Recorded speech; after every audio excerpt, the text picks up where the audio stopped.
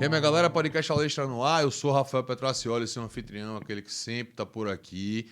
E antes de eu falar qualquer coisa, você já sabe, precisa se inscrever no canal, precisa ativar sininho. Curtir, você pode curtir no final, só se você gostar mesmo, que eu não vou ficar lhe pedindo curtida gratuita, só se for bom. Se for bom, você curte. Se não for bom, você curte também para ajudar. Tô brincando. Hoje a gente vai falar sobre algoritmocracia. Já ouviu falar?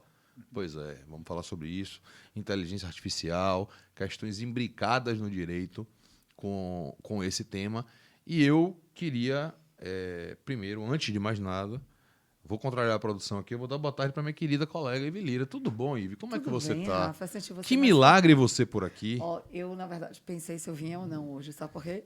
Eu não sei falar o nome do episódio de hoje. Algoritmocracia. Pode botar 40 vezes aí que eu não erro nenhuma. Pode botar. Você treinou em casa, Treinei na frente do espelho. errado. Não sou brincadeira não, Ivy. Eu não Eu vacilo, fiquei não. treinando, mas é um trava-língua danado, eu não vou conseguir falar. Você fala só algoritmo. Ó, e aquele negócio do algoritmo? Esse negócio do algoritmo aí, Pronto, como melhor, é? melhor. Galera, a gente está aqui hoje com um convidado especialíssimo que sabe tudo do tema, tem livro publicado, é doutor em direito, promotor, professor, gente boa. Marco Amado. Marcão, seja bem-vindo, nego. Como é que você tá? Boa, muito obrigado. Tô bem. Naquela correria do dia a dia que a gente estava conversando aqui há pouco, né?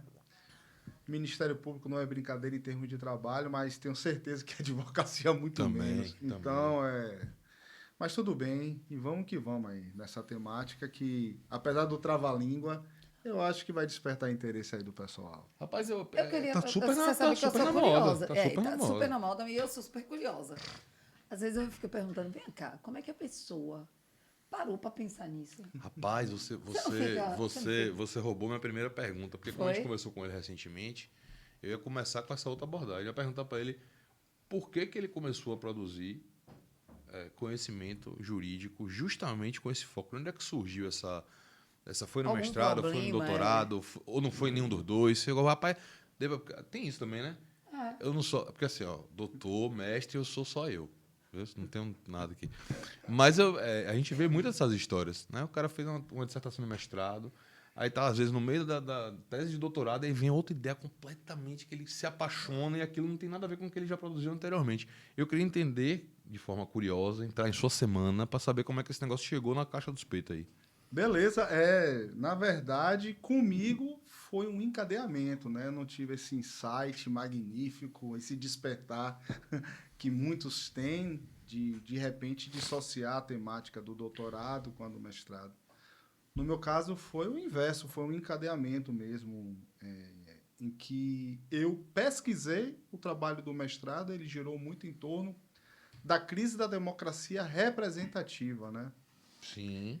E a representação, estou aqui falando com advogado e com advogado, a representação em si, para mim, já é uma virtualidade, porque você está em nome de alguém para defender os interesses, né? Sim. Então, isso acontece também no âmbito político, né? Não à toa que o mandato ao representativo, e aí foi fruto da investigação que eu fiz no mestrado, ele tem uma inspiração francesa. Ou seja, os agentes políticos, eles ganham essa parcela de poder do povo para representá-los, só que, como nos países periféricos, e o Brasil não é diferente disso, essa representação, muitas vezes, ela é muito desencaixada, ela não é tão fidedigna, não é fiel. Ou seja, aquele que recebe a procuração, ele exerce os seus poderes não de uma forma tão legítima, né? Em termos políticos falando. E aí que vem o desencaixe entre o que anseia a sociedade civil e o que é praticado pelos partidos políticos. Então, isso já é uma virtualidade em si, porque passou-se já de muito tempo daquela velha democracia grega, ateniense, direta, né?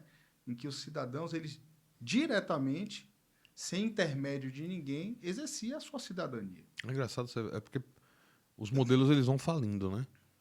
A vida vai se tornando mais complexa A e ideia de democracia inviabiliza. direta absolutamente inviável Com certeza. nos dias de hoje pela questão populacional. Então existia um modelo que era sensacional na Grécia, show, top, mas se adequava exclusivamente para aquele momento. Aquele momento só. Eu acho que foi em algum dos livros de Richard Dahl que eu li, ele faz uma conta, em umas certas páginas lá, tentando exemplificar como seria num país de uma população X, na atualidade, se fôssemos fazer uma assembleia da forma que era feita na Grécia. Ele falou, pô, para decidir um ponto, seriam mais do que 2 anos de debate, de ouvir todo mundo ter que falar, se fosse uma questão de democracia direta. Então, ele faz uma conta lá que mostra que aquele modelo faliu.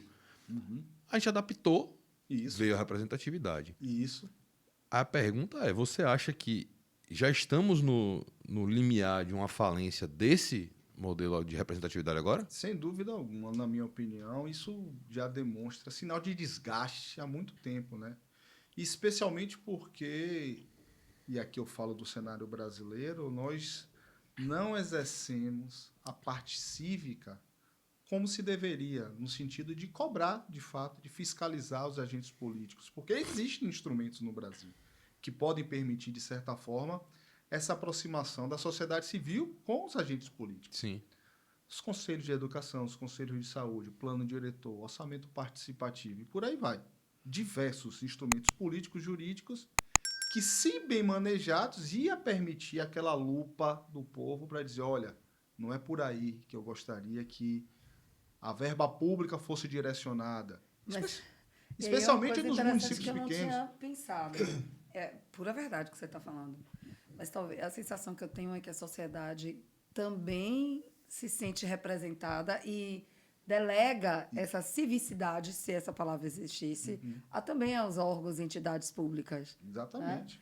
Né? A gente espera que o Ministério Público atue nos representando. A gente espera que as organizações. Mas isso certamente é cultural. O nível de interesse pela coisa pública no geral aqui no Brasil é zero, né?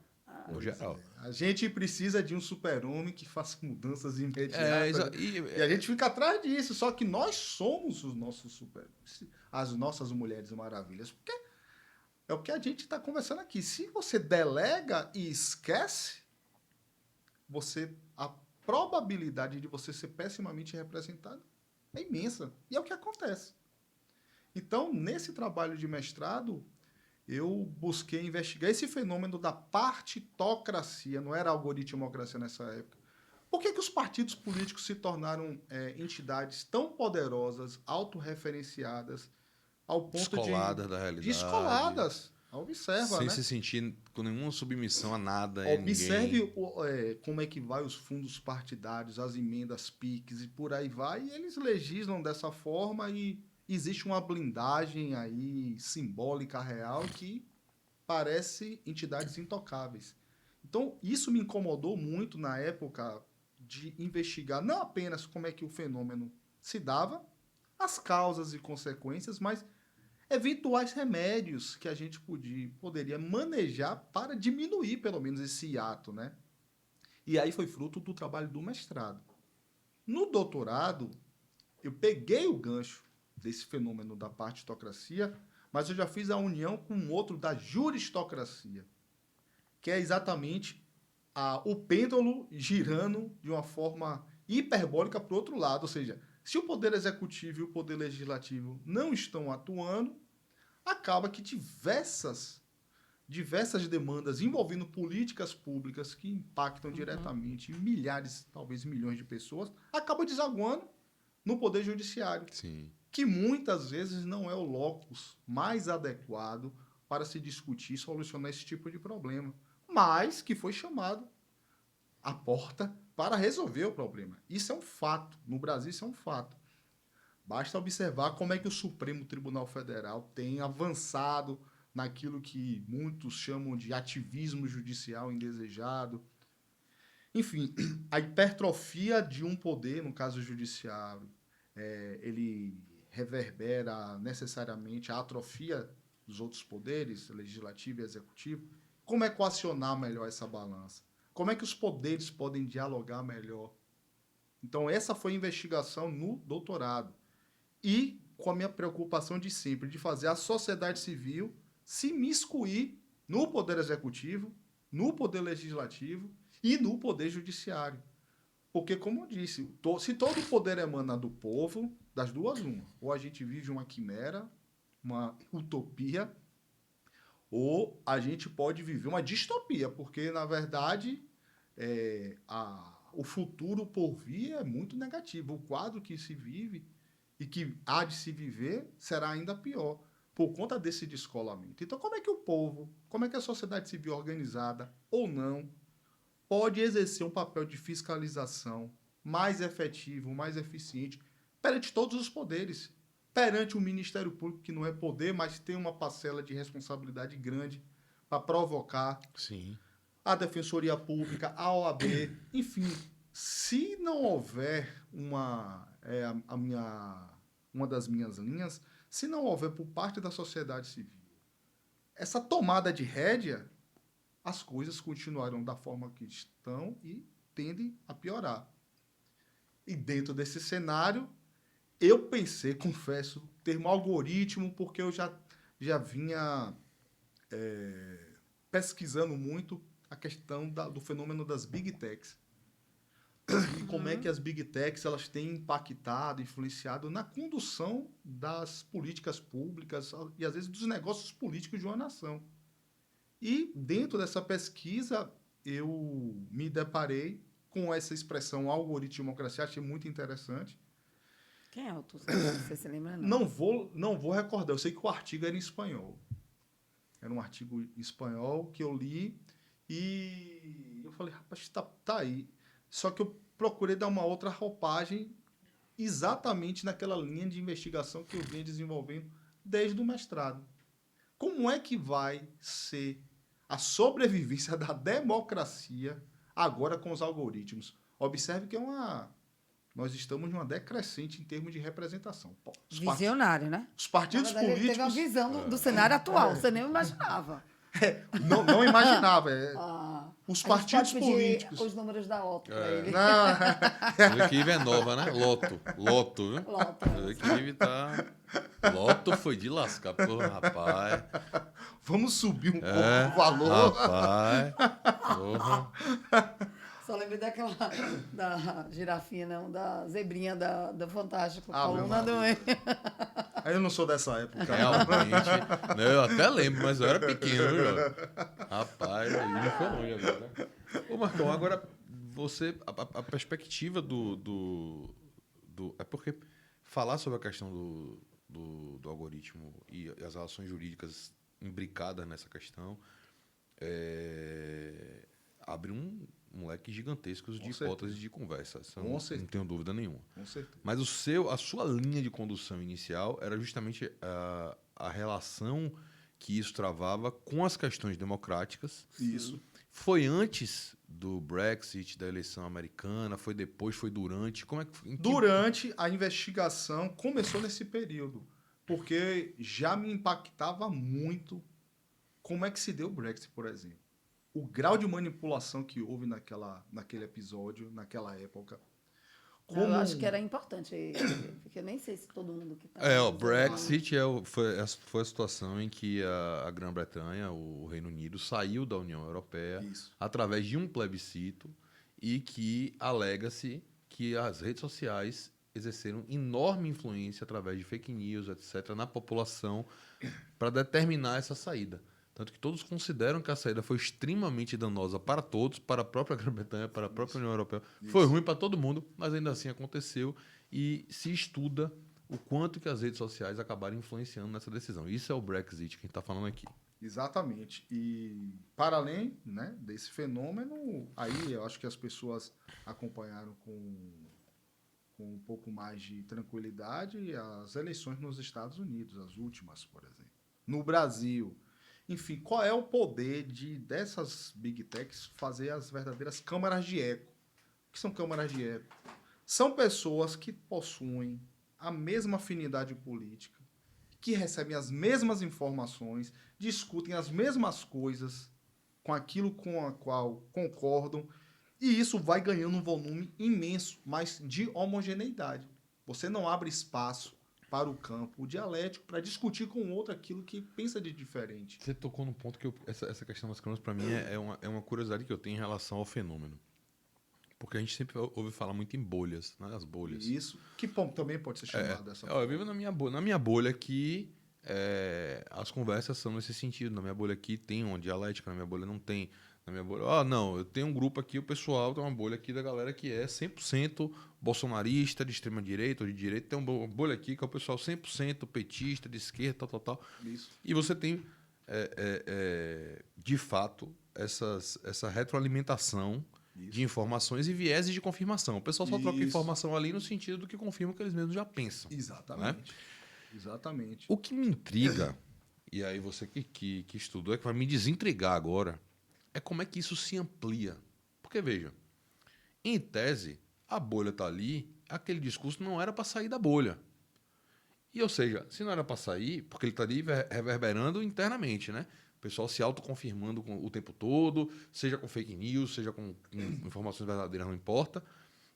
Só que o que a gente observa é que essa bolha vai aumentando e não era para aumentar, porque em tese a informação não sai. Ou em tese, se ela sai, ela não reverbera porque as pessoas de fora não comungam daquilo ali. Mais ou menos se não houvesse atuação das Big Techs. O que acontece? Exatamente. Aí eu queria que você explicasse pra gente por que essas Exatamente. bolhas conseguem aumentar se na própria natureza delas elas seriam estáticas?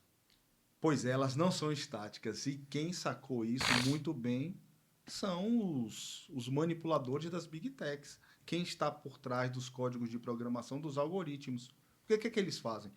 Eles mapeiam uma quantidade enorme, quase que infinitesimal, de dados das pessoas, dados pessoais, preferências. Eles fazem um catálogo disso e começam a minar de informação as pessoas com aquilo que eles sabem que vai agradar. E a mesma rede que é minada com a informação A, eles percebendo que o seu perfil é B, eles não vão mais te minar com a informação A, vão te minar com a informação B. E aí eles vão pegando uma rede imensa de pessoas que pensam da mesma forma e distribuem a informação de maneira segmentada. Para o público A, informação A. Para o público B, Mas aí de modo, informação B. mas aí então a lógica de funcionamento não é a mesma dessa lógica interna das bolhas. Não são vieses de confirmação. Eles vão jogando informações para tentar transformar a forma de pensamento da pessoa, é isso? O viés de confirmação, assim, para quem esse livro voltou à moda, ele apesar de ser mais antigo, o Animal Social, né? Essa forma comportamental humana é muito bem conhecida daqueles que manejam as Big Techs. Uhum. Eles sabem do viés das heurísticas, do viés de confirmação, dos seus como se desenvolve os pré e os pós-conceitos. Ou seja, o ser humano de racional, ele tem muito pouco no exercício. Sim. É muito mais emocional e social. E como eles conseguiram captar muito bem esse tipo de exercício de ser, do comportamento humano, eles conseguem manipular isso de uma forma muito eficaz através dos algoritmos. E o que impacta de uma forma assim fenomenal é a quantidade de pessoas. Porque o que você A disse... escala, né? Exatamente. Aquilo que era para ser câmeras de algumas centenas ou milhares de pessoas, na verdade, com a coleta de dados, acabam sendo milhões de pessoas. E são milhões de pessoas que tornam-se um público-alvo de determinado tipo de marketing.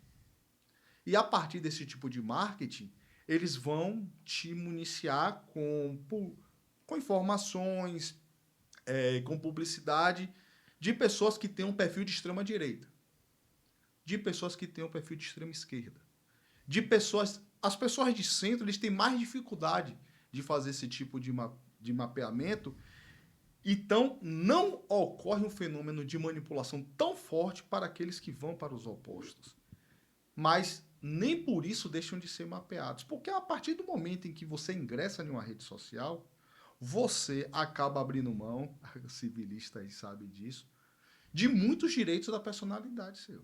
Você vai dando ok, concorda, você está concordando Sim. com uma série de cláusulas que poderia te proteger no que diz respeito ao tráfego de dados pessoais e que você está abrindo mão ali. Uhum. Você abre mão porque é condição sine qua non para você poder ter acesso à rede. Então, todo mundo abre mão.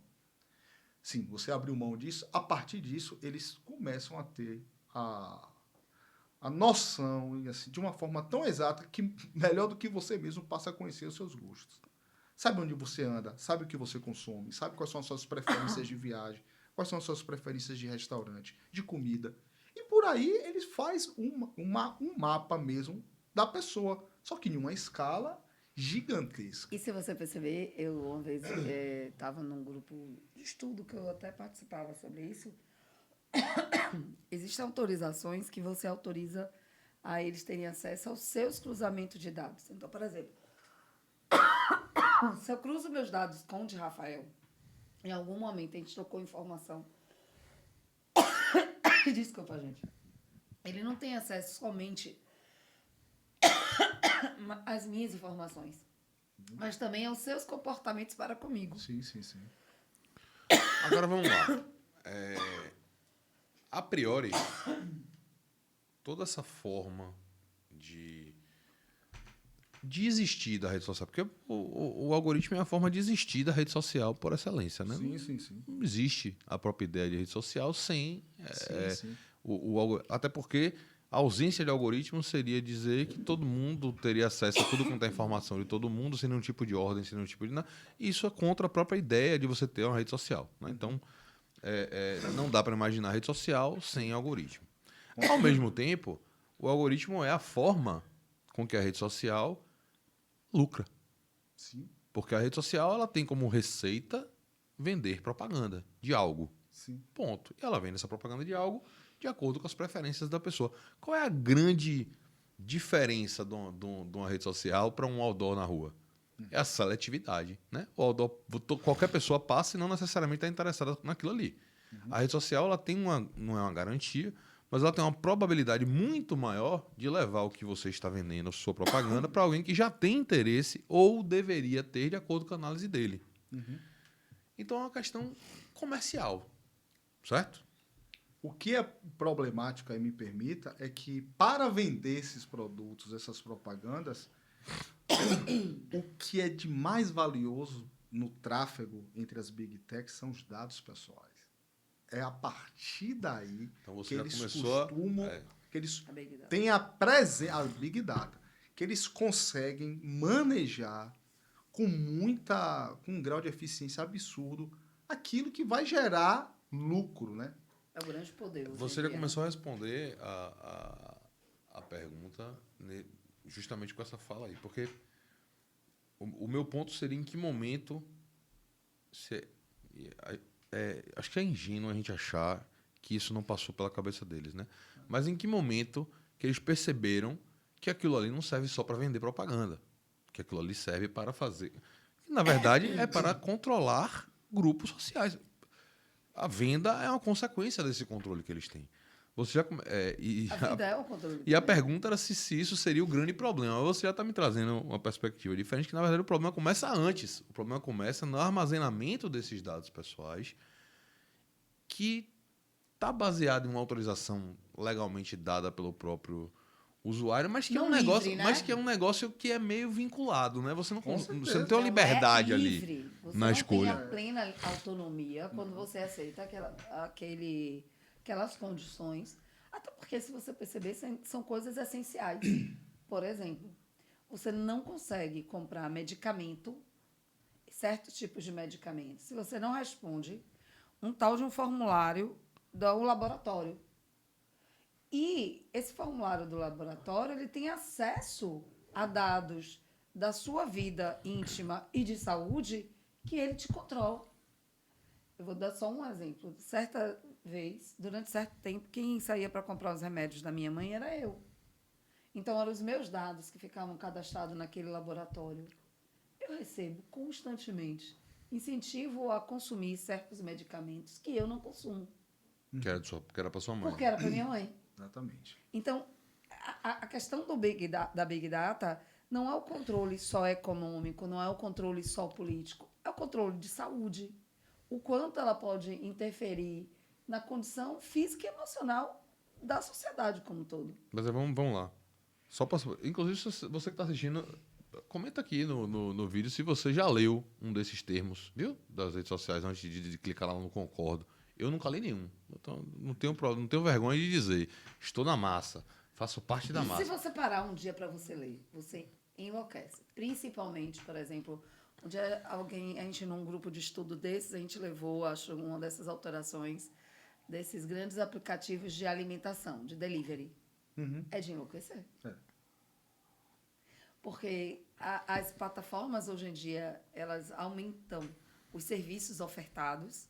Então, a mesma plataforma, ela te oferta mercado, ela te oferta transporte, ela te oferta farmácia, restaurante. Dinheiro emprestado. Dinheiro emprestado. Parto de bezerro, consegue- atracamento de navio. Os caras estão... É Exatamente. tudo. Ela consegue ter uma dimensão da sua vida em todos os aspectos. Inclusive, se você... Condição familiar. Se você tem filho, se você tem dependente, se você não tem, se você é sozinho. Tudo Agora, isso Marcão, ele controla. se as pessoas... Você trouxe pra gente como um problema essa questão do armazenamento dessas informações pessoais. Se a pessoa lê e conscientemente... Não, eu li, eu entendi, mas ainda assim eu estou disposto.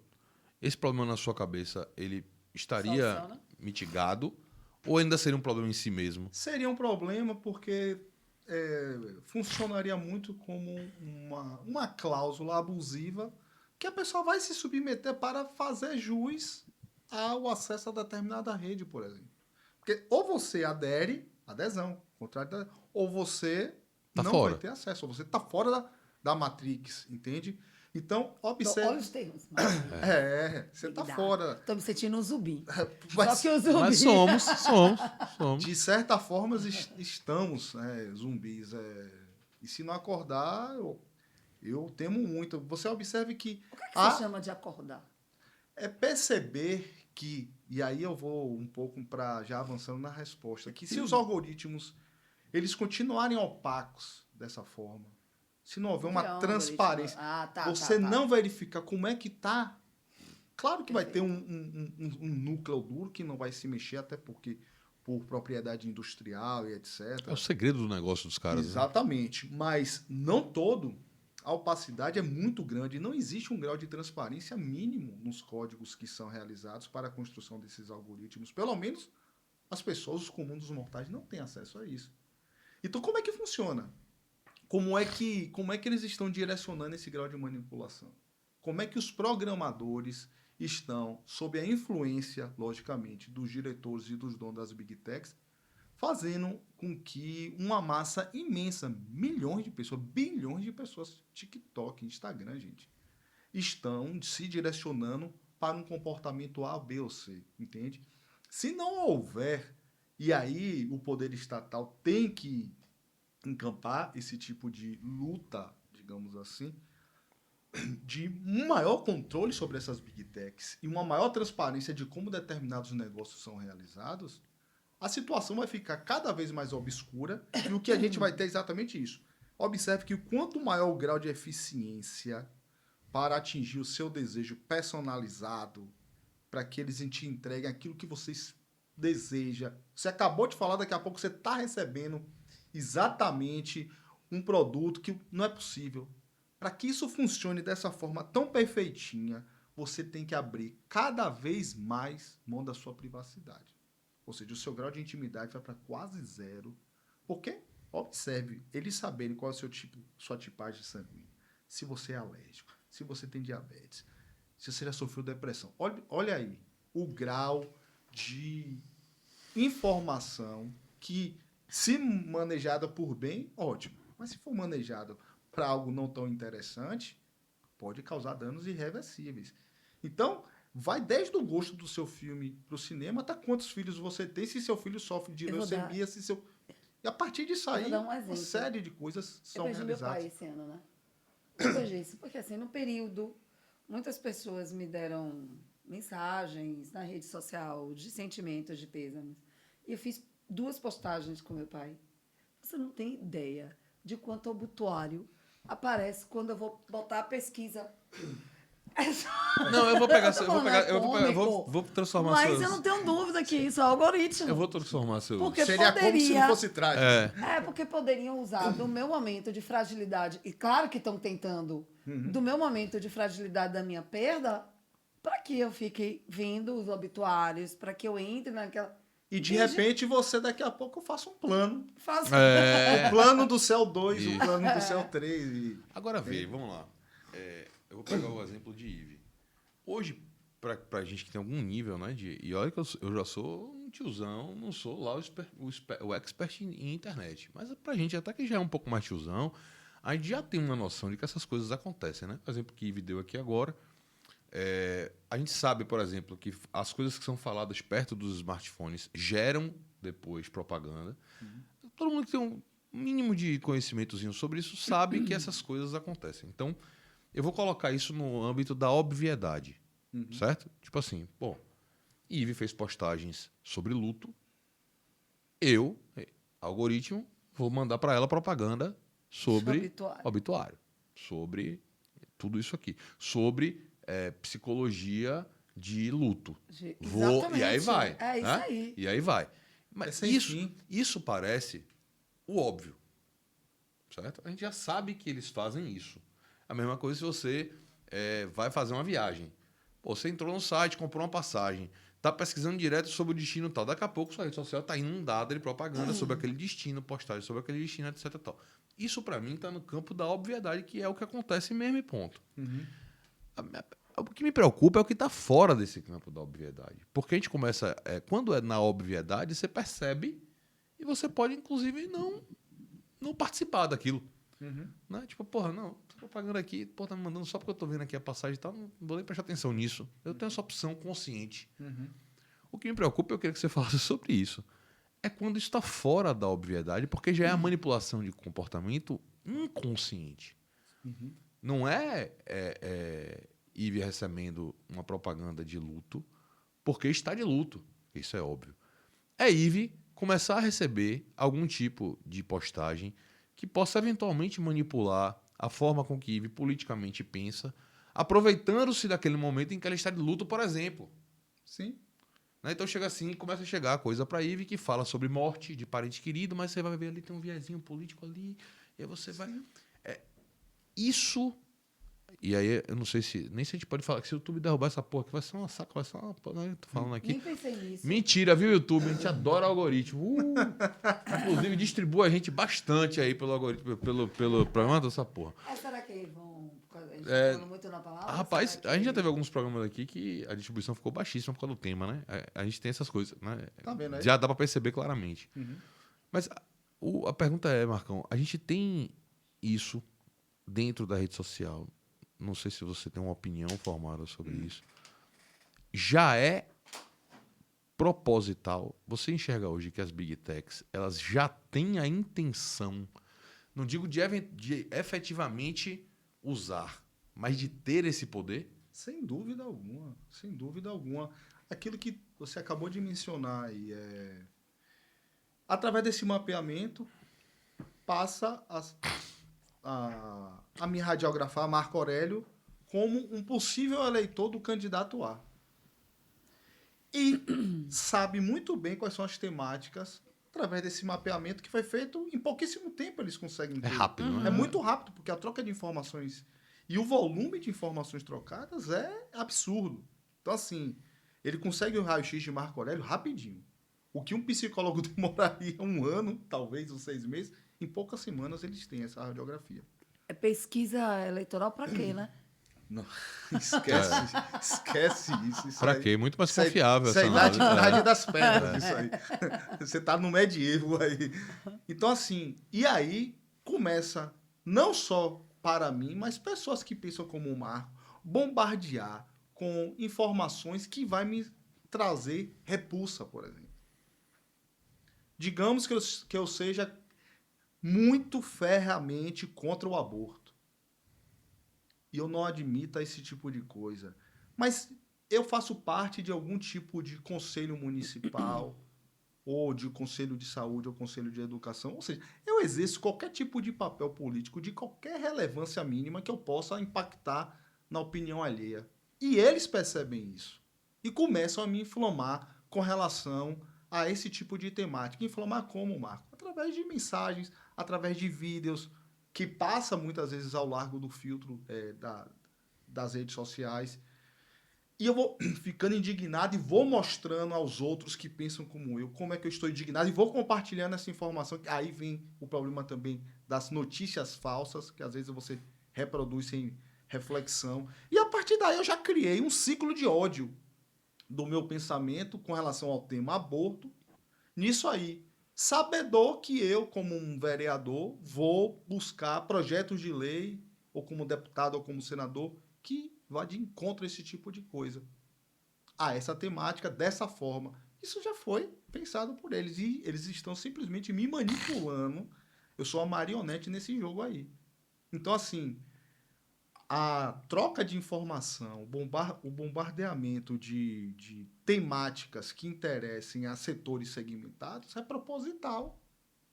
É exatamente para viabilizar um projeto, muitas vezes, de poder de um dono de uma Big Tech, seja ele lá qual seja. Às vezes o cara está se pintando, ou a mulher está se pintando com a maior democrata, mas não é de fato. Tem interesses políticos secundários aí, tem interesses, enfim, e que ele vai manipular. Ele é detentor de 200 milhões de CPFs. Dentro de cada CPF desse, ele tem milhares de pormenores sobre cada pessoa dessa. Olha aí. Para poder manipular isso, para jogos de interesses mesquinhos, nada nobre, isso é daqui para ali. E isso acontece. Então, eles pegam e se aproveitam desse tipo de tensionamento, né? Observe por que estamos cada vez mais polarizados. Porque cada vez estamos nessas bolhas. Em vez de construir ponte, nós estamos dinamitando as pontes, né? A possibilidade de criar consensos mínimos entre as pessoas está cada vez mais raro. Isso é à toa? Isso passa batido no olhar dessas grandes redes? Claro que não. Por que algumas redes são proibidas em alguns países? Por que outras são permitidas?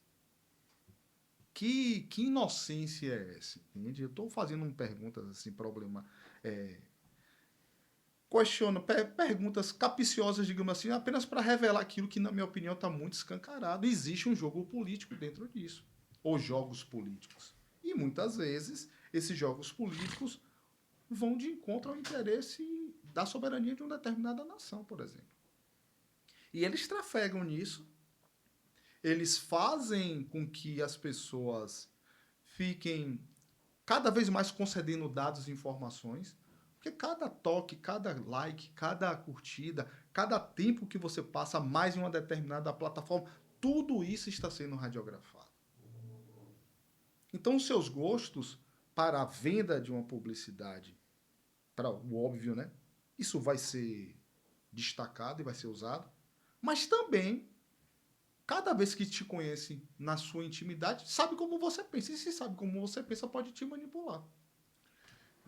Nessa perspectiva, Marco, a gente está falando aqui, e aí eu não queria que a gente centrasse necessariamente. Se for o caso, vamos centrar, não tem jeito. Mas não me parece que os únicos atores que teriam benefícios ou teriam a possibilidade de usar toda essa máquina informativa e de manipulação são os donos, digamos assim, das Big Techs. Né? Dentro da prática, da utilização, as pessoas que vão veicular propagandas, e aí eu vou falar até por uma experiência própria minha, sou péssimo nisso, né? Mas eu chego aqui, vou pegar um dos vídeos aqui do podcast e eu vou impulsionar aquilo que eu quero que pessoas interessadas assistam. E aí você tem uma série de filtros de interesses que você faz para poder gerar aquela propaganda. Né? Eu, Rafael, utilizando, os filtros são péssimos. Muito provavelmente porque eu não sei usar. Né? Mas tem pessoas extremamente profissionais nisso. Sim. Há uma ampla abertura para as pessoas utilizarem esses filtros de interesse, ou tem coisas que a rede social guarda para ela? Por que eu estou falando isso? Porque senão a gente estaria diante de um Leviatã de 1 milhão de cabeças, né? Porque não seria só a própria rede social que teria esse poder, qualquer pessoa que quisesse anunciar teria o mesmo poder, porque ela simplesmente utilizaria o que já existe de acordo com aqueles interesses. Há uma abertura irrestrita, O cara pode chegar ali e falar, ó, eu quero fazer um anúncio para quem tem interesse para quem manifesta pensamento contra o aborto, para quem manifesta um pensamento. Essas coisas são abertas para os Só anunciantes. se for na dark web. Porque na web convencional, digamos assim, esse grau de liberdade Ainda não existe. Né? não existe e eu espero que não exista, porque na verdade Isso ia piorar muito o problema. com certeza. E assim, não quero dizer que essa restrição é feita para o bem apenas. Claro que não. Tem pesquisas que a gente faz aqui que pessoas em outras nações não conseguem ter acesso a determinados links. Ou seja, é como se o mundo, gente, Não fosse interligado. para essas pessoas não existisse isso. Elas não conseguem ter acesso a determinados tipos de informação que só seriam vinculados em determinadas plataformas. Alguns links. Então, é impossível a pessoa conhecer deste fato, conhecer desta temática. Ah, Marco, mas basta ligar para outra pessoa. Quem é que liga hoje em dia? É. Não sabe nem o número do telefone. Quem é Basta que ligar, manda é uma ótimo. carta hoje em dia? Entende? Então fica. Então existe esse grau de manipulação, ele é possível, ele não só é possível, como ele existe. De você pesquisar e eles lhe limitarem naquilo que você pode pesquisar, com a profundidade que pode se pesquisar. Porque tudo isso é feito Sim. através de código de programação. E é o que Você- eles, mas é porque eles vendem isso. Né? Então, há ali na própria venda, eles se autolimitam do que eles podem entregar Sim, sim, sim. para que isso não fique... Até porque seria meio que abrir tudo Exatamente. dele. Ó, eu tenho isso tudo aqui, ó. Não, Né? É uma caixa de Pandora louca, né? E Agora eu vou fazer uma seria um tiro no pé, pergunta. muitas vezes, né? Que me passou agora e pela questão da mitigação da democracia em razão das big techs. E nos regimes ditatoriais. Pronto. Você Por foi quê? para a hipérbole aí. Entende? O que é que um cidadão norte-coreano tem acesso? Eu nunca fui lá. Mas eu imagino que seja muitíssimo restrito. Por quê? Porque existe um poder estatal que sufoca. Mas se só não fosse o poder estatal, se fosse também interesses de agentes, que aí não é. Ah, existe uma personalidade maléfica que está atrás da Big Tech. Não. Mas existem interesses de companhias que se aglutinam com interesses políticos, que se aglutinam com interesses de lobistas, que se aglutinam com interesses de formadores de opinião. E E por aí vai. e por aí vai. E quando você percebe, existe uma rede que pode manietar muita gente. A gente deu o exemplo aqui da Coreia do Norte, né? O que é que eles têm, de fato, acesso? É só uma prova de que pode se limitar o acesso. Ou seja, Wittgenstein dizia que o limite do meu mundo é o limite da minha linguagem, né? Qual é o limite do mundo de um norte-coreano acessando plataformas na Coreia do Norte? Isso é muito reduzido, né? Então, pronto. Pega esse exemplo que é bem radical e transporte isso para cada país de acordo com suas vicissitudes e graus de maior ou menor temperatura democrática. Então, vamos lá. Aí a gente começa a entrar em algo que pode ser que seja um dilema aparente, é você quem vai esclarecer. Eu tô aqui só para perguntar. Se eu souber. A partir do momento... A gente está usando como exemplo a Coreia do Norte. Vamos lá. Não vamos nem usar a Coreia do Norte para não ficar essa coisa, né? Massacrando. Desvio. País X, em que todas as redes sociais são vetadas. Não estão acessíveis. Ponto. Isso do ponto de vista da liberdade de expressão, do ponto de vista da democracia, do ponto de vista do desenvolvimento, etc., é ruim. Né? Inclusive, pode ser até utilizado como uma característica de regimes ditatoriais a limitação, esse tipo de limitação, certo? Com certeza. Ao mesmo tempo, esse pessoal não está suscetível a esses efeitos das redes sociais em suas liberdades. Não estou dizendo que os cabas são livres, pelo amor de Deus. Estou tentando Não. demonstrar aqui uma aparente contradição. Os caras têm uma liberdade tolhida pelo poder estatal, mas ao mesmo tempo eles estão escapando da liberdade tolhida de ser manipulado por redes sociais. Ao mesmo tempo, você vai para um país mega ultra democrático em que todas as redes sociais, em que você tem 1 milhão de redes sociais, pô, isso aqui é bacana, é tudo aberto, pode tudo, e tá todo mundo sendo manipulado o tempo inteiro. Então, isso Ou é uma você vai contradição. ou você vai para um país que você tem uma democracia, mas em compensação você não tem acesso à tecnologia porque você é um país extremamente pobre. Também. Sim. Há uma contradição. Com certeza. Existe essa contradição e é exatamente por isso que, deixar bem claro, os algoritmos, pelo amor de Deus, não é o inferno em si, não é o mal em si. O problema é, às vezes, o uso que se faz deles. É a falta de transparência na codificação de muitos deles.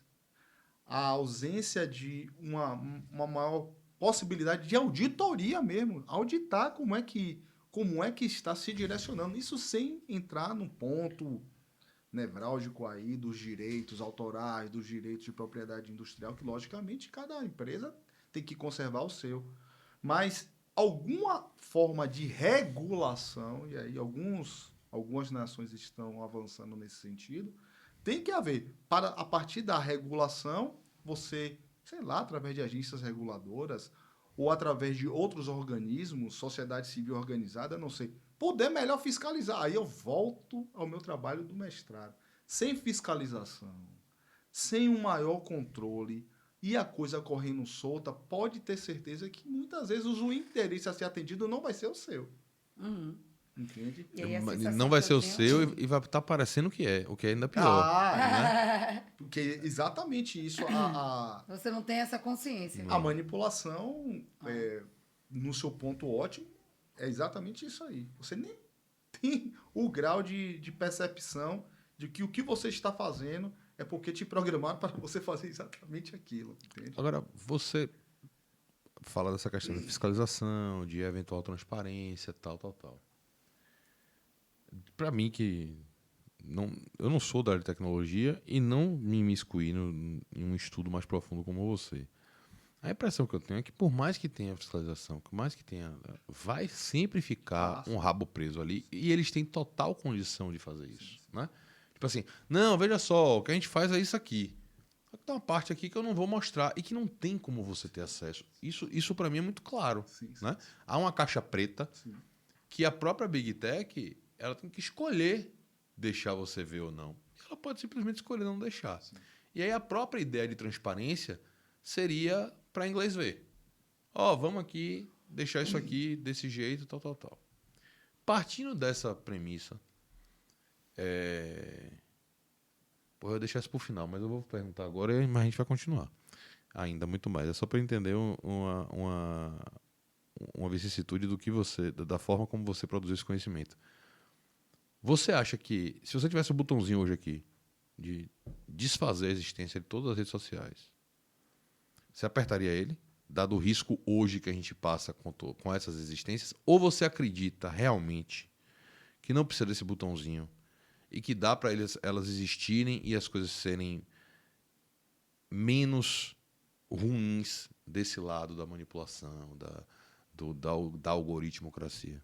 Lembra, acho que da década, isso é década de 70 e 80, o Grande Irmão, aqueles livros totalitários que os caras vinham com aquela visão distópica de fim do mundo, do grande conhecedor de tudo, que Pink Floyd tanto tocou bem, enfim. O que as redes de televisão faziam e fazem, as grandes redes de televisão, porque não existe uma liberdade de imprensa completa. Existe um viés a ser seguido, uma linha editorial a ser seguida. Então, observe que o grau de manipulação já começa aí. Então, se eu tivesse que apertar o botão dos algoritmos e das redes sociais, eu ia ter que apertar o botão de tudo. E aí já não acho que seja a saída. A saída para os. Não, mas é porque assim, Marco, o que a gente antigamente discutia nas rodas de teoria da conspiração, de mensagem subliminar e etc. Isso é brincadeira de criança perto dos algoritmos hoje. Com certeza. É conto da carochinha, livro infantil. Com certeza, né? Mas perceba que quanto mais as pessoas ficavam bitoladas em 1 ou 2 ou 3 redes emissoras, a sua visão de mundo era mais estreita. E a possibilidade de você seguir uma determinada linha editorial que de neutra não tem nada é imensa. Só que hoje isso acontece em um grau exponencial. Hoje acontece com uma intensidade muito maior, concordo contigo. Mas a manipulação em si sempre existiu e sempre existirá. O que eu não sou da área da tecnologia também, sou da área jurídica, como vocês, e o direito anda há 1 bilhão de anos atrás, perante a tecnologia, mas o que eu vislumbro como possibilidade de garantir um pouco mais de civilidade é realmente você se aproximar de como a coisa funciona. E a partir desse grau de entendimento, de como essa roda é girada, você tomar medidas, que aí eu chamo de fiscalização lato sensu aí. É você acompanhar de perto e responsabilizar também, quando a coisa atinge o grau da ilegitimidade, seja um ilícito criminal, seja um ilícito civil, enfim. Porque o que não pode, eu acho, é a coisa caminhar solta, sem normatização, sem regulação, sem fiscalização, sem nada, sob pena de piorar em muito a situação que já existe hoje em termos de direcionamento de vontades, de manipulação de políticas públicas e por aí vai. Entende? Observe que eles têm um poder, inclusive, de transformar o que pode ser uma guerra civil em uma mera situação pontual dentro de uma determinada nação, passando a impressão de que não há nada. E se tiver coligado com um governo de ocasião, isso fica ainda mais latente e poderoso. Então, o que eu vislumbro, e isso aí foi que eu com o Marco Tonetti de Aragão, a gente desenvolveu nesse livro, Algoritmocracia, Utopia, Distopia e Ucronia. Foi um apanhado de 5 artigos que, lógico, muito longe de esgotar a temática, sem condição nenhuma, nem tenho essa capacidade, nem perto disso. Mas foi mostrar como é que a algoritmocracia impacta na sociedade civil. Todo o poder emana de quem? Como é que a algoritmocracia impacta nos movimentos migratórios? Como é que a algoritmocracia impacta no processo penal, para quem é mais da área do direito, na construção de códigos de programação e de instrumentos de reconhecimento facial, por exemplo. Como é que a algoritmocracia ela impacta, aí é um campo um pouco mais filosófico, na relação das pessoas entre si, que a gente chamou de vaporização do eu, porque o que tem é exatamente... Vaporização do eu? A massificação, né? O homem massa, todo mundo se acha detentor de muitas especificidades e o tal, mas observe que é o tal pensando como os tais. Um bocado de gente dentro de uma bolha pensando igual. Sim. Então, assim, até onde vai essa sua identidade, essa sua seletividade de estar pensando de uma forma original? Eu não vejo. Eu vejo milhões de pessoas podendo pensar de uma mesma maneira, acreditando que estão sendo originais, que estão sendo únicas. Dão essa impressão que, na verdade, não existe. E como é que a algoritmocracia impacta aí uma realidade mais brasileira no poder judiciário? A gente estava aqui conversando um pouco sobre como é que funciona o mecanismo de justiça, né? Como é que pode aumentar o grau de eficiência. O Supremo Tribunal Federal já usa inteligência artificial. O Superior Tribunal de Justiça já utiliza inteligência artificial. Os tribunais estão implantando inteligência artificial, de justiça ou regionais federais. Beleza. Estão implantando com o objetivo de dinamizar, ser mais eficiente. Mas se avançar nesse sentido sem nenhum tipo de preocupação, já imaginou o imenso problema que isso pode ocasionar às pessoas? Que vai ter seu processo jogado na massa de milhões de outros que vão ser enlatados. Tudo aqui é igual, e não é igual. Meu processo tem uma especificidade tal que não cabe ao do outro colega, que não cabe ao do outro colega. É lógico que nós temos que utilizar a inteligência artificial para o proveito da humanidade. E eu sou um entusiasta disso. Agora nós temos que ter cuidado com a medida e com o uso sem nenhum tipo de controle. Isso aí é o que eu acho. essas ferramentas de busca, os buscadores, há muito tempo É um absurdo, né, o que eles fazem. há muito tempo deixou de ser buscador. Só que as pessoas não, há muito tempo a inteligência artificial pura desenhando tudo aquilo ali. Captando comportamentos, na verdade. Né? Comportamento. Pronto. Captando comportamentos. Eu acho que O grande problema é que quanto mais demora para a existência dessa regulação, os dados já estão disponíveis. Óbvio que a sociedade é mutante no sentido... O Big Data ele não é estático, ele vai mudando, né? Porque as pessoas envelhecem, os costumes envelhecem, a sociedade muda o seu desenhar populacional. Mas enquanto esse dado ainda é atual, a regulamentação já não vai funcionar de imediato. É um efeito reflexo. Agora, ô Marco, eu vou fazer um breve papel de advogado do diabo aqui. Até porque eu gosto de um certo ceticismo temperado, temperos de ceticismo, eu acho interessante. Esse poder todo é assim mesmo? Você quer ser otimista, né? Não tô querendo ser otimista, não. Eu tô querendo realmente só questionar. Porque não, acho que otimismo já é demais para mim, eu não sou otimista, não. Mas, de fato, a gente pode olhar, por exemplo, para o Brexit e dizer aquilo ali foi influência de rede social. A gente, de fato, pode chegar assim e dizer, velho, esse poder todo, ele realmente consegue manipular uma eleição. Ele consegue manipular... Porque, veja, uma coisa é ele ter o potencial de... Né? Nós aqui temos potencial de várias coisas. Agora, eu realmente consigo atingir o objetivo X, uma coisa é ter potencial disso. Ó, eu construí aqui... realidade. Isso. Porque, veja, eu não estou querendo aqui minorar.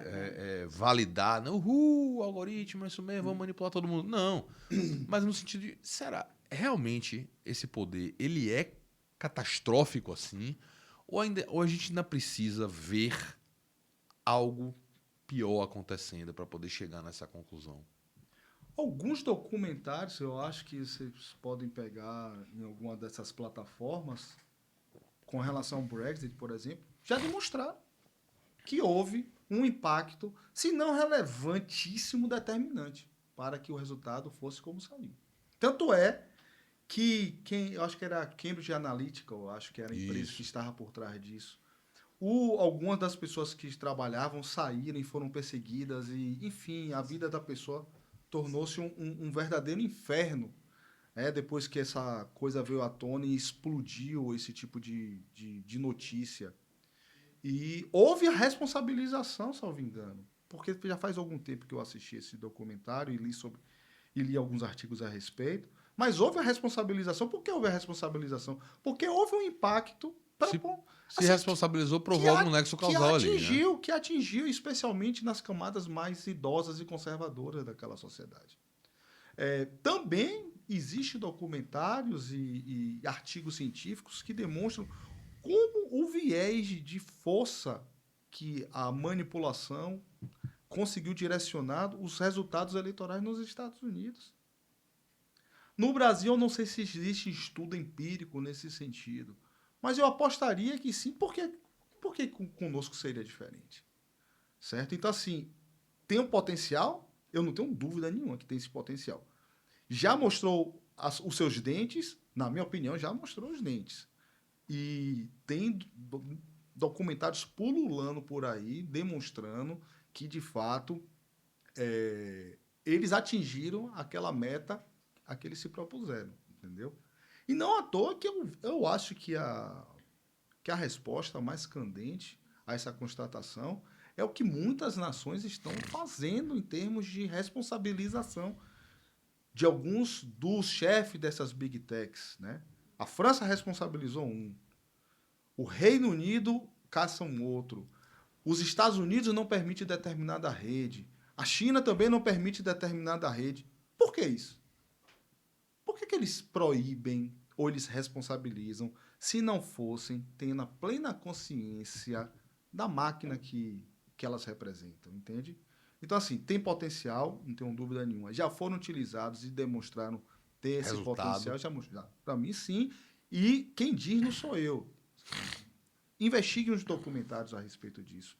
Investiguem os artigos científicos, que tem muitos aí na internet, que demonstram empiricamente esse tipo de consequência, digamos assim. Entende? Eu queria explorar agora um pouquinho, Marco, a questão do que você falou rapidamente agora, e eu acho que é um ponto importante para a gente aqui, que é falar essa questão... Oi, diga.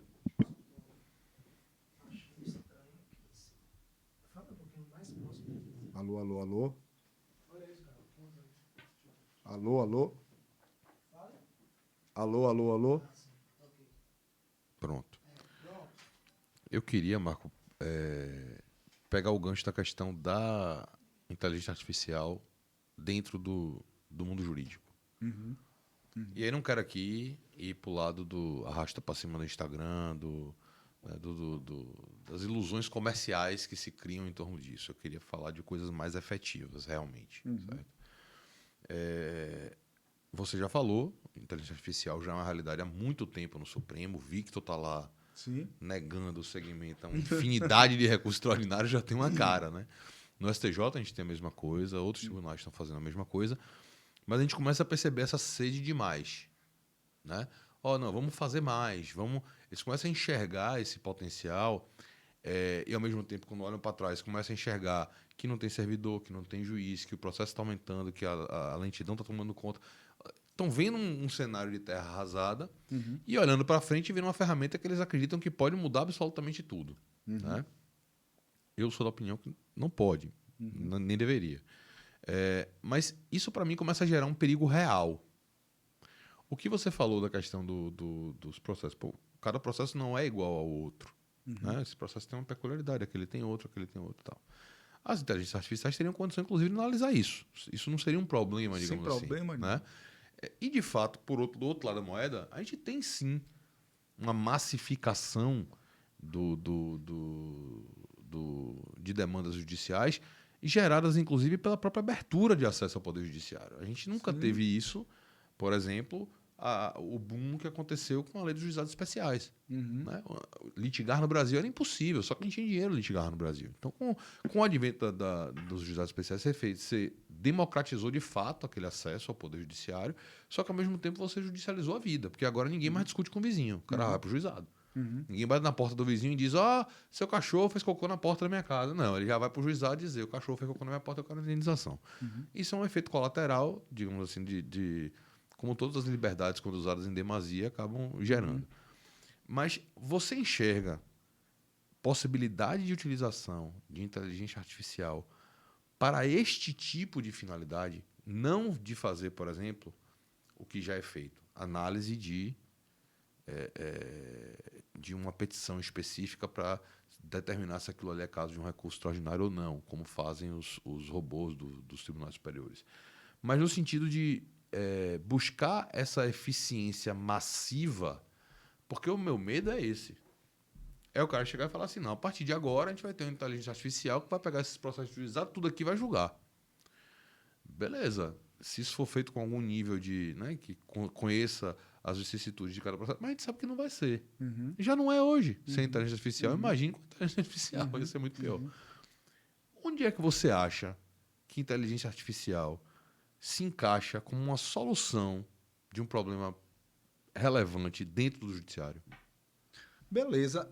Para além, né, do que você disse aí, de fazer o filtro, né, de processos, que talvez seja muito interessante, porque o maior litigante é o Estado, né, no Brasil. Sim. Talvez naquelas temáticas de direito que já foram consagrados, em que já foi rebatido e batido pelo Poder Judiciário, de repetição, ou de repercussão geral, enfim. Talvez isso, talvez não. Nesse aspecto é interessante, sim, que a resposta já vinha mais ou menos pronta para resolver esse tipo de situação quando diz respeito a situações única e exclusivamente de direito. O problema é quando você vai para a parte fática, né? E aí cada caso, de fato, é um ser. Mas aí já te respondo, já existe diversas plataformas de programação de inteligência artificial que, se você colocar um processo inteiro de 20 volumes, ele faz um relatório que 20 estagiários não fazem para você em poucos minutos. com um grau de precisão absurdo. Ou seja, se faz um relatório, também pode fazer uma petição inicial. Claro. Também pode fazer uma contestação. E uma decisão. Também pode fazer uma decisão. Aí basta quem está com a caneta vai assinar ou não.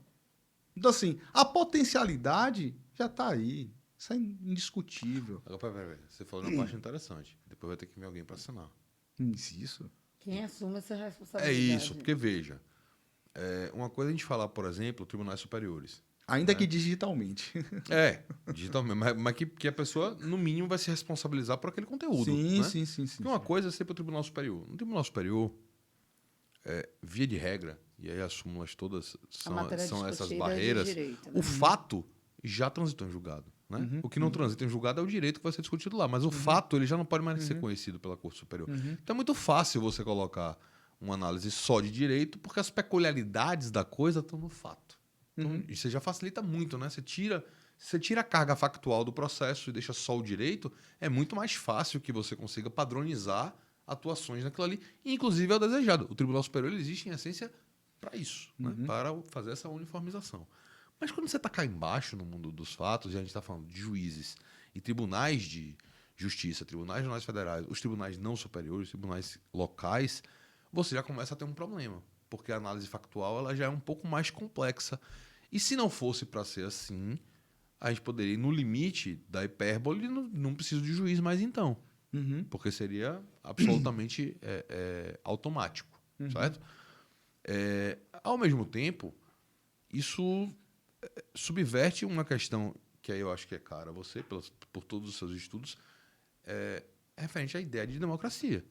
Você começa a subverter o papel de um dos poderes, colocando aquilo na mão de uma tecnologia e de uma tecnologia que, por mais que você domine... não, mas é sempre programada por um homem. Calma lá.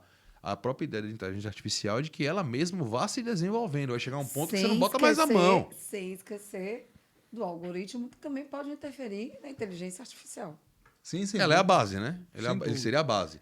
Mas a ideia de inteligência artificial é que ela aprenda sozinha com o tempo, não é isso? A autopoiese mesmo, ela vai... Sozinha, eu aprendi Isso, aqui, estou aprendendo, isso.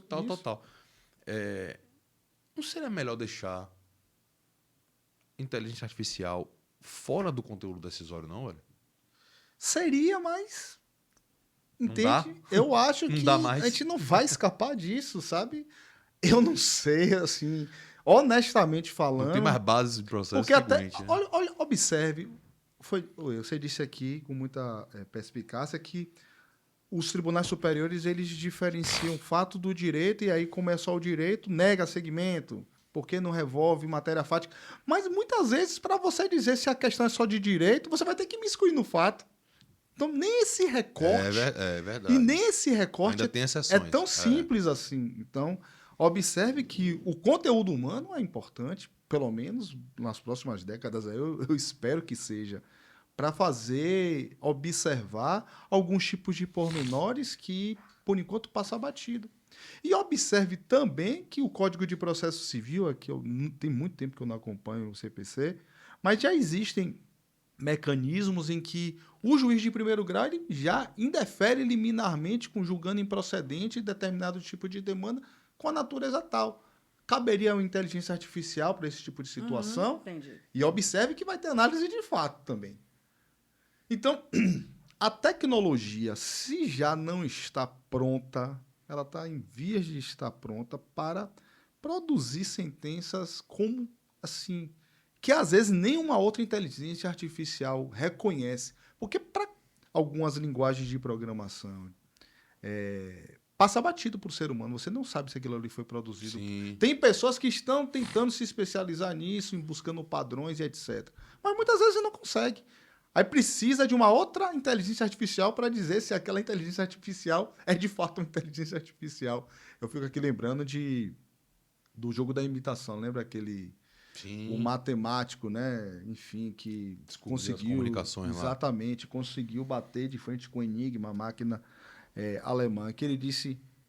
Ele já naquela época dizia, é uma grande besteira se a máquina vai reproduzir aquilo com tanta perfeição ao ser humano, ao ponto de a gente não conseguir identificar se foi um... Isso aí é década de 40, gente. 30 e poucos. Do milênio passado. Ele falou, isso é uma besteira, porque isso vai acontecer.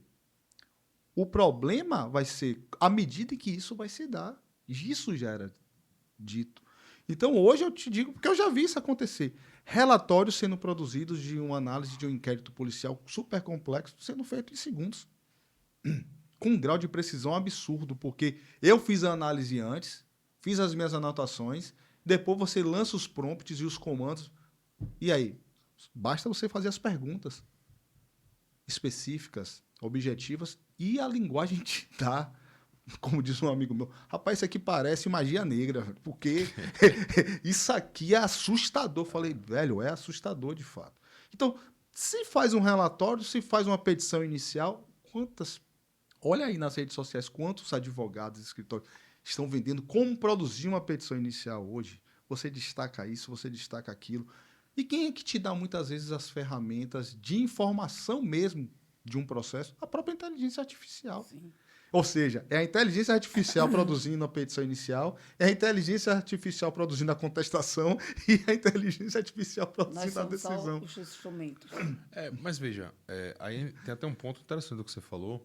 Eu vejo muita em rede social a propaganda de venda de método para você conseguir conhecer um recurso em tribunal superior. Que realmente hoje é um desafio numérico. Né? Naquela Você época, conseguir conhecer um recurso especial, conhecer um recurso extraordinário hoje é uma vitória só de conhecer. Você até exatamente. perdeu o problema. Porra, mas eu cheguei Consegui, lá. Exatamente. Já é uma vitória da Zorra. É muito difícil. Cara, quem faz análise disso hoje é um computador. Então não tem como a pessoa estar vendendo aquilo dali se ele não conhecer qual é a linguagem, os parâmetros de análise computador. desse próprio computador, cara. Exatamente. Então, aí você começa a ir para uma sem fim, questão né? de requisito que não termina nunca mais. Porque você tem requisitos jurídicos, mas agora os requisitos jurídicos de acordo com os requisitos do algoritmo daquele robô. Exatamente. Aí você já não começa a atacar o requisito jurídico, você ataca o requisito do Já do não é robô. mais o CPC. Não é mais o CPC, é o código de processo do Victor. Exatamente. Entendeu? Exatamente. E aí pronto. Fomos no ponto. Como é que está sendo preenchido os algoritmos e os códigos de programação do Victor, por exemplo? Qual é a medida de transparência ou não transparência? É aí que eu quero chegar. Para que a gente possa ter um pouco da dimensão. Pera aí, gente, mas essa linguagem de programação para produzir esse resultado não é justo. Porque o conceito de justiça é humano. E análise e conhecimento de recursos em tribunais superiores em quantidade é uma decisão humana. Sim. Aquele tribunal cria... Há quantos anos a gente passou enxergando construções de jurisprudências defensivas para você evitar o conhecimento de recurso lá em cima, para você evitar o próprio conhecimento da matéria de direito, para você buscar a todo custo a extinção do processo. Aí você lança tudo isso aí dentro do algoritmo. Exatamente. Entendeu? Essa decisão, eu vou além, ela é política Isso. daquele tribunal. Isso. O cara fala, não, eu quero... Ele pode hoje em dia, para pensar nisso. O pessoal do STJ senta lá um dia e fala assim, gente, vamos fazer o seguinte, hoje a gente está aqui decidindo que o nosso tribunal só vai conhecer X recursos especiais por mês. Pronto, você agora foi no ponto de toda a conversa. A decisão é política, a transparência tem que existir por conta disso. Porque tem que estar... A gente tem que saber que isso foi feito. Saber como é que isso está sendo... Porque o mecanismo de como é feito, não, tudo bem, é cientista de computação, mas o que é que está servindo como um parâmetro? Você foi no ponto agora aí. Uma decisão política. Essa decisão política nós temos direito de saber. E ele estaria... Ela foi transformada em uma linguagem de programação, mas... A pergunta é, numa análise de auditoria de uma linguagem de programação, você consegue extrair isso tudo, né? Consegue. Todos esses parâmetros que foram... Consegue. Tecnicamente, isso é factível, entendeu? Mas eu estou sendo bem menos arrojado. O que eu estou querendo saber é qual é o parâmetro que você está decidindo para construir esse algoritmo nessa linguagem de programação para produzir esse resultado. Pronto, é isso. Qual é o recorte político disso? Não, e aí é muito diferente da gente estar falando agora, nesse ponto da conversa, de uma instância pública, do que a gente falar de uma Big Tech. A Big Tech tem as razões dela lá de querer esconder o algoritmo dela, inclusive comerciais. A pública não tem razão absolutamente nenhuma. Pelo contrário, ela tem uma obrigação de transparência total e absoluta, né? Exatamente. E a depender de como essa Big Tech esteja fazendo o bom uso ou o mau uso desse poderio, eu entendo que o poder estatal tem que interferir, porque, em última análise, quem vai estar sendo impactado negativamente com o mau uso disso é a sociedade. E vem cá, então a ferramenta é para bem servir a interesse de poucos ou de muitos, entende? Como é que você vai fazer valer um poder tamanho desse, sem nenhum tipo de observação? Agora eu lembrei de Lima Duarte, assim, todo poder corrompe. E todo poder absoluto corrompe absolutamente. Então, temos que ter cuidado com o manejo desse poder, porque sem dúvida nenhuma é poder. Isso aqui a gente já concordou, né? E é um poder gigantesco. E é um poder gigantesco. Ele é supranacional. Ele atinge as pessoas de forma inconsciente, o que impossibilita até o contra-ataque. Isso. Porque quando você exerce um poder de forma violenta, as pessoas podem reagir porque ela percebe a violência. Agora, se ela não percebe a violência, ninguém reage. É imperceptível. Então é muito mais cruel por isso Incontrolável. também. Né? Você está sendo cozinhado em banho-maria, a temperatura está sendo aumentando e você não está percebendo que está sendo fritado, né? Ou seja, o que a gente está vivendo hoje é reflexo de um controle que já vem há algum tempo. Talvez não na perspectiva que a gente tenha hoje dessa manipulação. Porque no passado, a gente estava falando aqui a questão de mensagem subliminar, e a época de ouro em que as televisões e rádios eram quem fazia essa manipulação. Sim. Mas eles não tinham acesso a tanta informação de perfil das pessoas. Exatamente. Né? Então era um tiro, tinha muito tiro no escuro, né? Sim. O cara tinha para, eu acho que um homem branco de 30 anos que mora na região X gostaria de consumir tal coisa. Tem muito achismo, tinha muito achismo. Agora os caras têm informação absolutamente concreta. Pois é. Eu tenho uma hipótese, eu não sei se foi usado com esse propósito, mas vocês lembram daquele programa Você Decide? Sim. Que botava sempre uma temática controversa. Você tem essa hipótese? Eu tenho, que muitas vezes determinados... Foi ali o início. Não, o início veio muito antes. Né? Mas eu acredito que, se não foi utilizado, tem toda a potencialidade de mapear. Nunca tinha pensado. Muitas pessoas ligam para decidir se a pessoa deve viver ou morrer. E aí tem uma temática filosofal ali dentro, por trás daquilo ali. E aí pronto, 51% votou nesse sentido. Olha, você já mapeou milhões de pessoas. Poxa, eu tenho certeza fazendo que isso é uma piada. pergunta. Com certeza. Mesmo precariamente naquela época, mas com certeza foi. Para mim também. Então agora imagine isso. Com a facilidade que é hoje. Né? E era um período, até porque as chamadas eram pagas, em que você participava, você tinha que responder uma pergunta e você concorria a algum prêmio. Ou seja, você estava ajudando a mapear, né? Foi numa época muito pós surgimento da democracia e da liberdade. Há muito tempo, que a principal mercadoria se chama informação, mas há muito tempo, não é de hoje. Não é de hoje, né? Hoje isso está exponencialmente elevado, mas óbvio que há muito tempo já é assim. Tanto que empresas, como você falou, o exemplo da farmácia, o cara tem ali o seu cadastro para lhe dar um pseudo desconto, aquela informação que ele armazena tem um valor de mercado absurdo. Exatamente. Ele vende aquilo ali e talvez ganhe mais dinheiro do que vendendo remédio. Sem dúvida nenhuma. Tá? Então, eu tive recentemente uma reunião com um parceiro sobre questões de escritório, e conversando e tal. E estava se falando muito em questão de prospecção. Né? E era uma pessoa que trabalha com demandas massivas. E ele falando, cara, eu uso muito tecnologia na questão da prospecção, para. Eventualmente eu não consigo converter, eu consigo tal, mas no pior cenário, eu monto um banco de dados gigantesco. E isso foi dito como um ganho. Sim. Eu não perguntei porque não era a instância para aquilo. Eu vou falar, mas vem cá, você vai usar esse banco de dados para quê? Observe o mercado negro que existe de CPF, gente. Sim. Que pode ser utilizado, nesse caso aí, só para as piores coisas. Então, o que tem legalidade. É o que você acabou de falar aí. A informação vale muito. e informação cada vez mais íntima que possa radiografar a pessoa vale ainda mais. Qualificada, validada. Porque você tem um raio-x da pessoa. Você sabe como a pessoa vai se comportar. Agora vamos lá, Marcão. Vamos para um momento. Foram momentos de dor nessa conversa toda aqui. A gente só tá falando de catástrofe.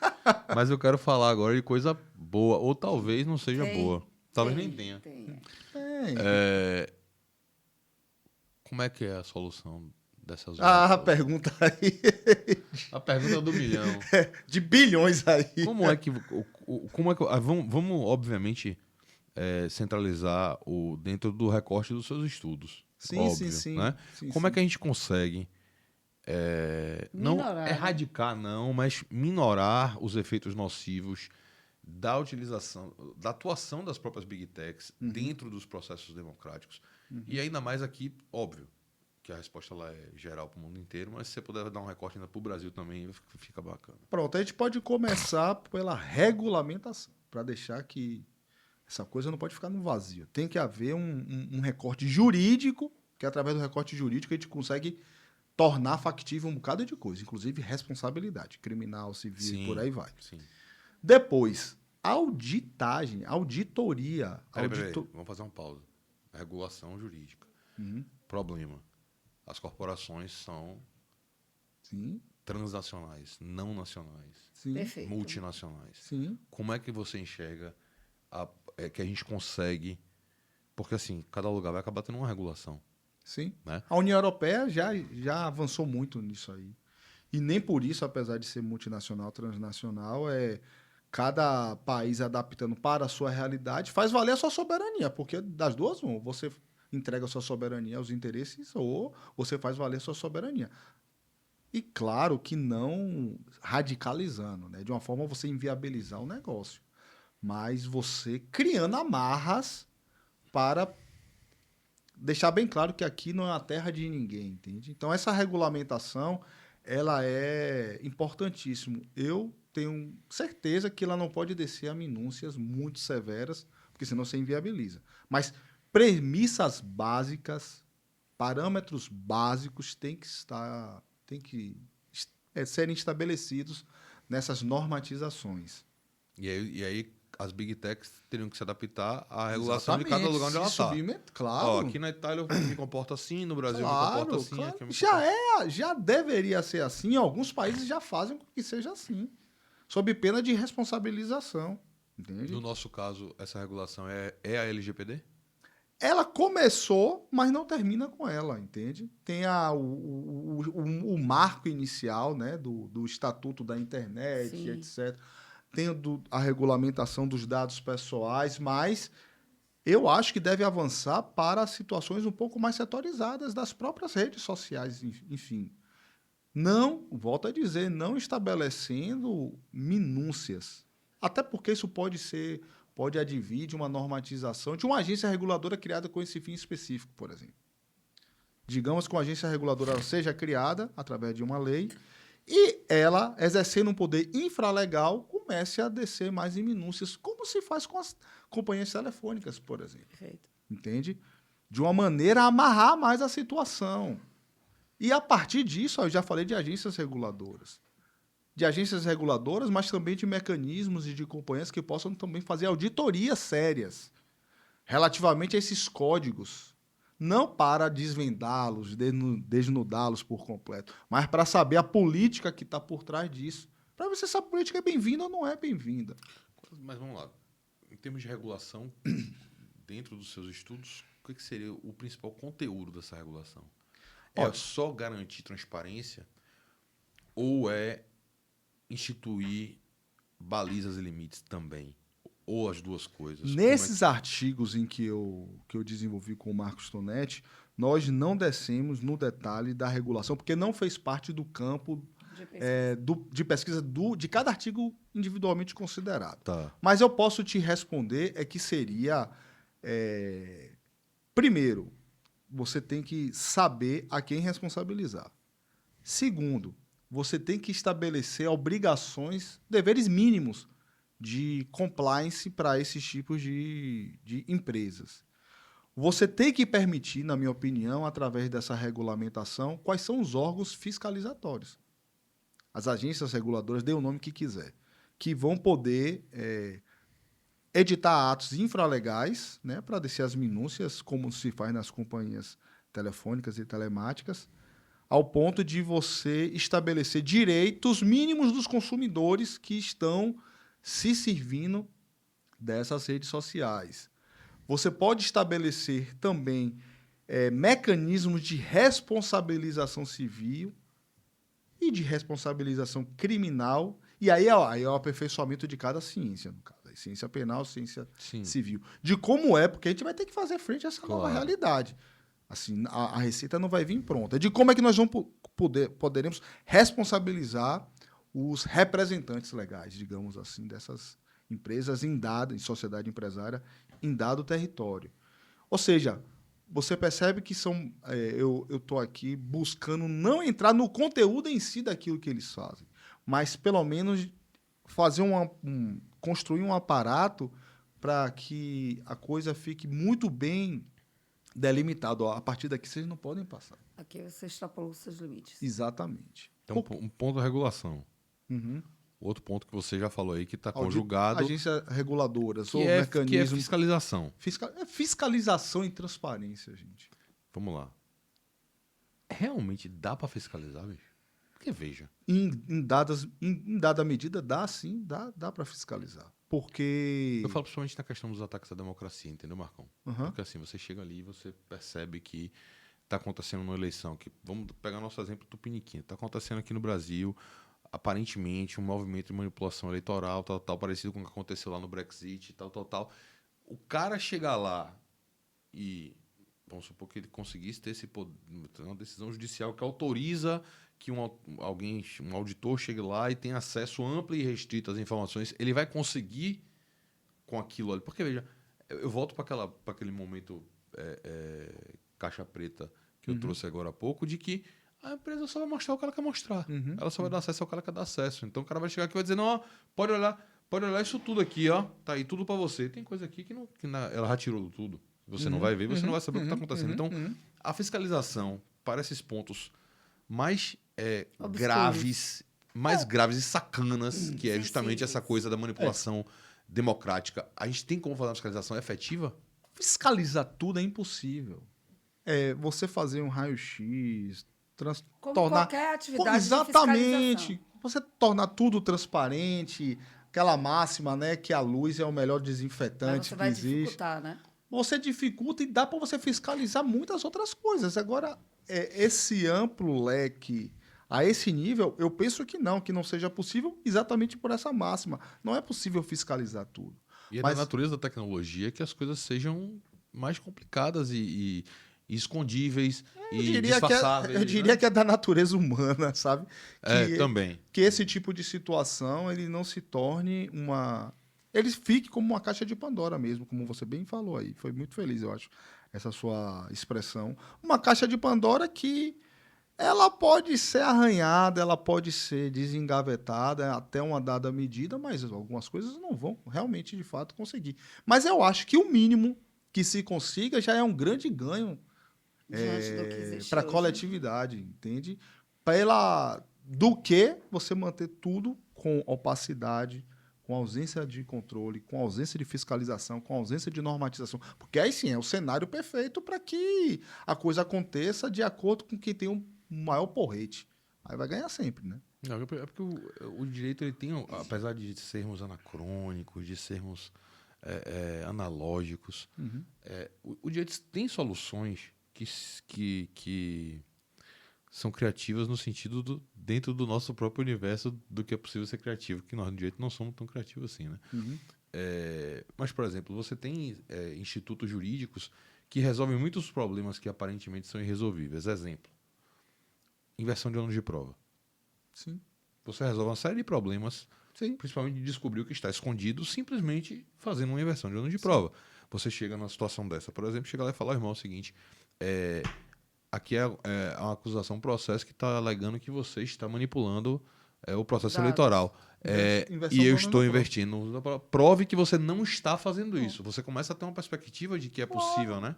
Vocês têm dúvida de que, através de um marco regulatório avançando com relação à inteligência artificial, Big Tech, etc., as leis que nós já temos, elas também vão precisar serem remodeladas. remodeladas, Código né? Penal, Verdade. Código Civil, há muitas leis empresariais, Código de Defesa do Consumidor, não tenha dúvida, a humanidade está caminhando. Agora sim, o grau de velocidade que isso ocorre aqui é incomparavelmente assim, mais intenso, né?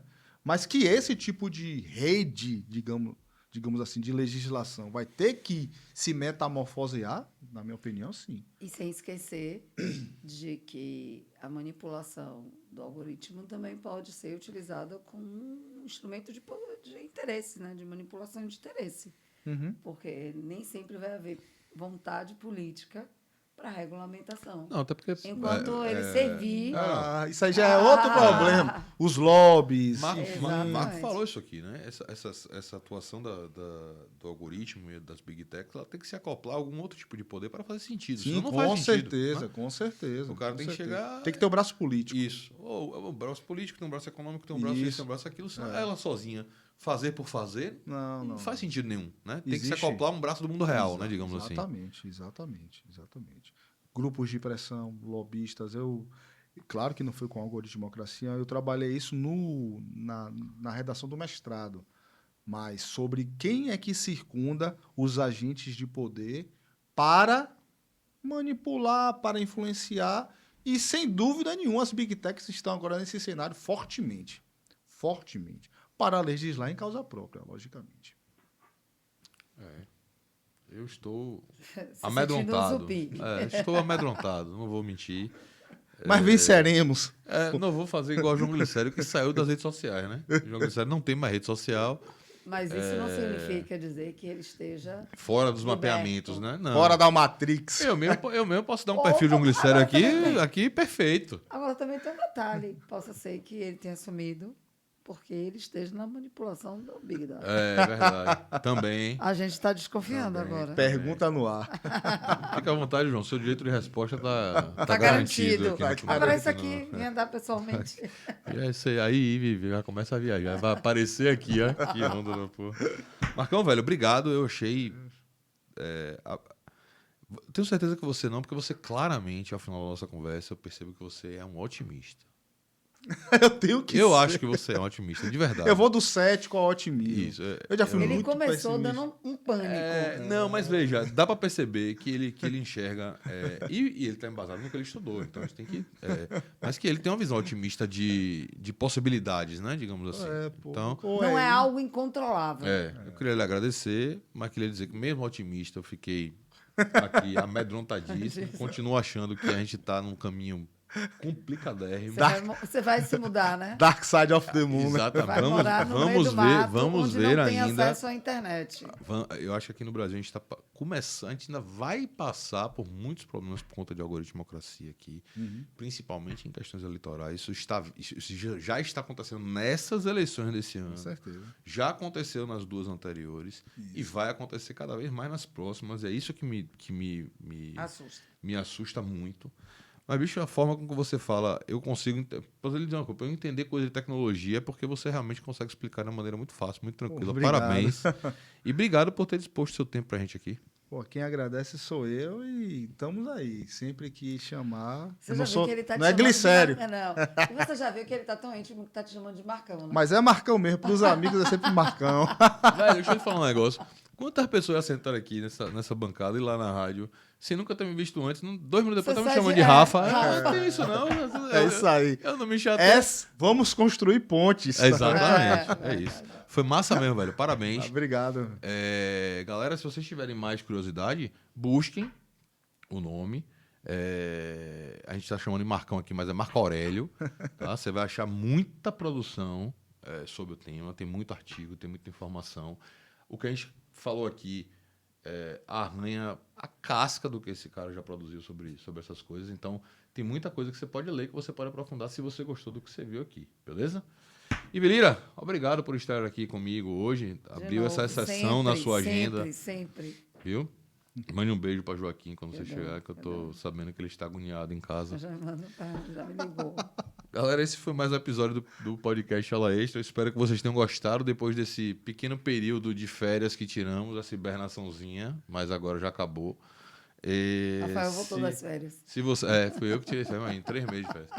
Se você tá gostando, se inscreve, ativa o sininho, deixa um like pra gente aí. Semana que vem tem mais podcast Aula Extra, mais conhecimento jurídico com linguagem fácil para você, tá bom? Obrigado a todos, até a próxima, valeu, tchau!